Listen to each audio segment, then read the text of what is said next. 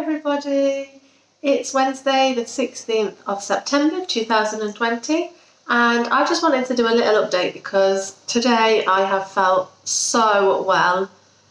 Like, I don't think you realise how ill you're feeling until you start to feel better.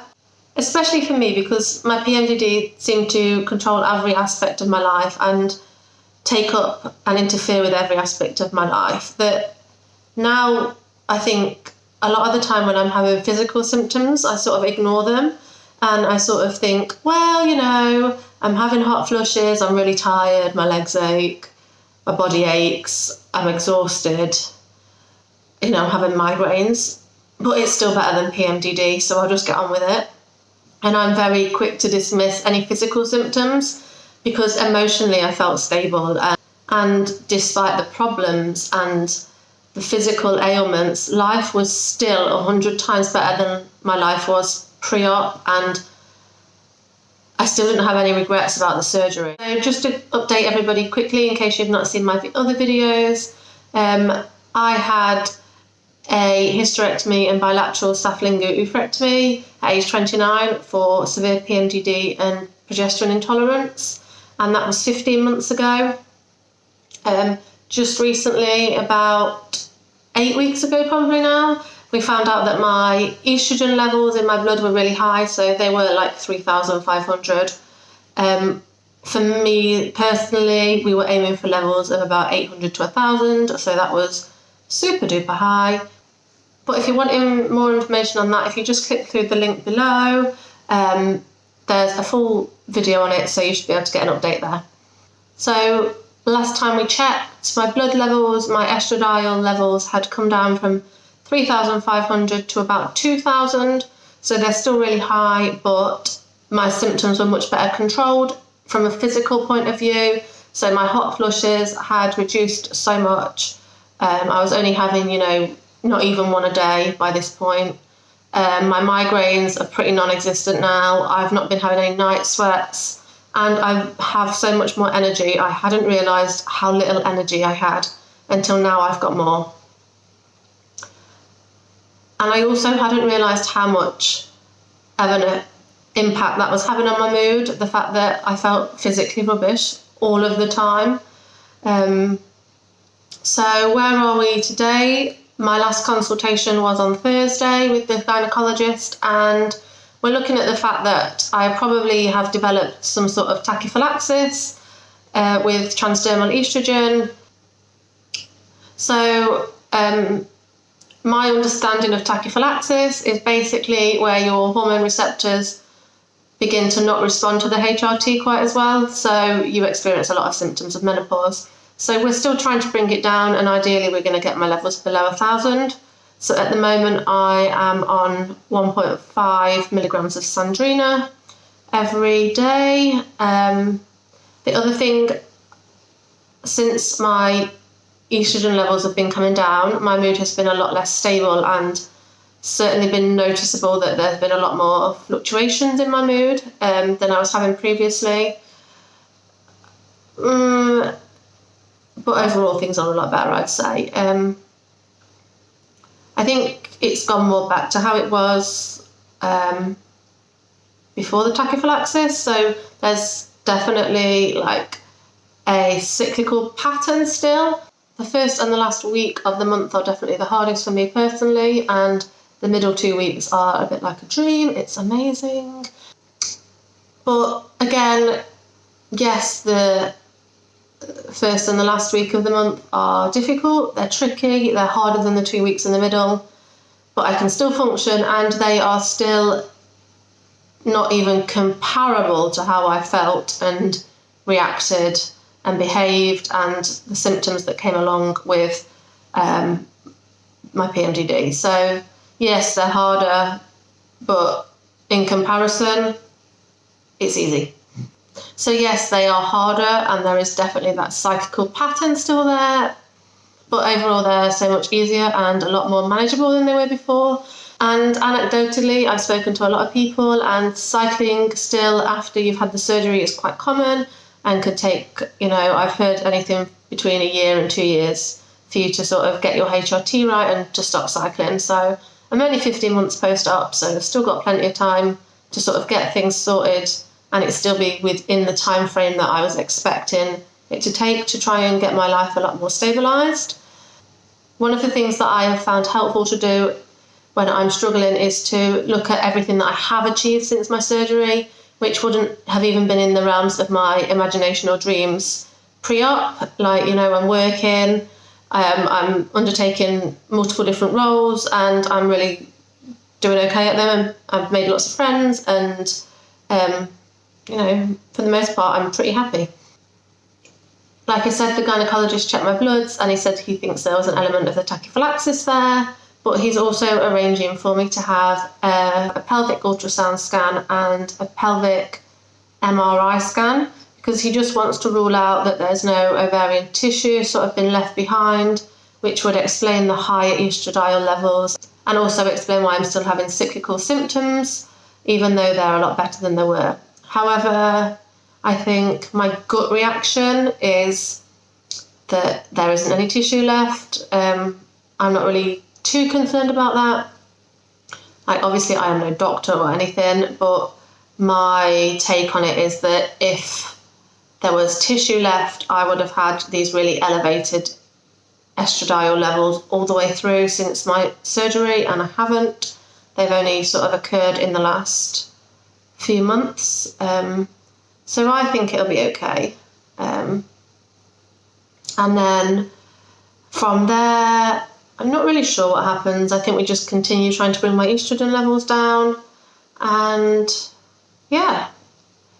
But I guess the point of doing this video was because literally today I have felt so well. I felt like I kept saying at work, it's like I'm walking on a cloud. I feel so light and airy, and I've got so much energy, and I can think so clearly. And this is how I felt post-op.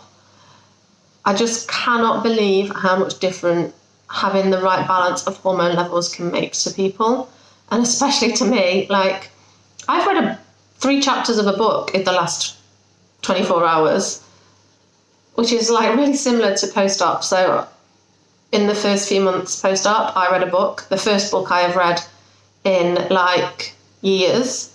And then since then, my concentration seems to have gradually gotten worse and worse and worse. And then this week, it's miraculously got better again. So myself and my mum's catchphrase slogan is never underestimate the hormones. And it's so true. I can't believe how different I feel both physically and emotionally just because my hormones are right. And I remember once a nurse said to me, it's just hormones, we've all got hormones. And if only she could see me now, or if only I could talk to her now and explain how invalidating that felt, and how actually, yes, we do all have hormones, of course we do, but we all also have insulin, and we all have lungs, but we don't all have diabetes, and we don't all have asthma. So for me, yes, we all have hormones, and they fluctuate and they cause people problems, but people with severe PMS and PMDD and who struggle with hormone sensitivity, the way that their bodies react compared to the way that the other 19 out of 20 people's bodies react is very different. And it was just made me so angry because it was so invalidating. How can you even say that? I don't have any words. So yeah, today I just feel so well, and I just wanted to capture it, and long may it continue.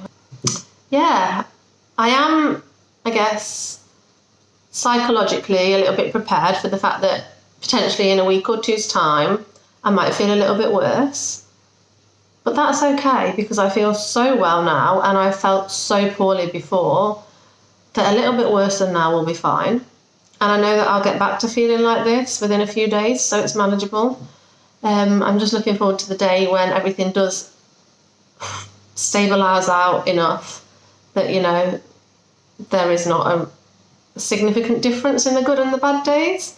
I know, obviously, we're all going to have good and bad days, but It won't no longer be like, oh, 2 weeks of rubbish, 2 weeks of feeling well, 2 weeks of feeling rubbish, 2 weeks of feeling well. But overall, just for anybody that is watching that hasn't followed lots of videos in the past, I do not regret my surgery at all. And that's for me personally. Obviously, I can't say if your situation is similar to mine or different or anything like that. It's a very personal decision that you have to make to have surgery. And all the time I say at the moment, like, I have no idea what I'm doing with my life. I don't know where I'm going. I have no direction, because the only thing that I ever wanted in life was children and to have my own family. That was kind of like my life career goal and everything. It was to be a mum.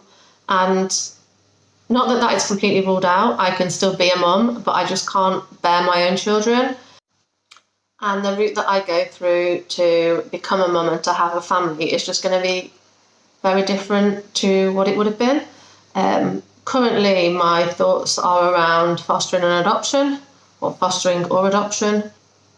But at the minute, life's good, and I'm just trying to embrace feeling well and do all the things that I missed out on growing up. So all through my teens and all through my 20s, my life was just a blur of illness and of a lot of emotional distress, a lot of anxiety, and a lot of illness and medical appointments. So, you know, I do really want to go and buy a house and I do want to settle down, but at the same time I want to live, I want to travel, and I want to actually enjoy my life. At the moment, I'm just grabbing every adventure and opportunity with both hands, whether that's academic, career, or going off travelling, or getting an adrenaline buzz from, water parks or Go Ape or wakeboarding or any other sort of outdoor adventure.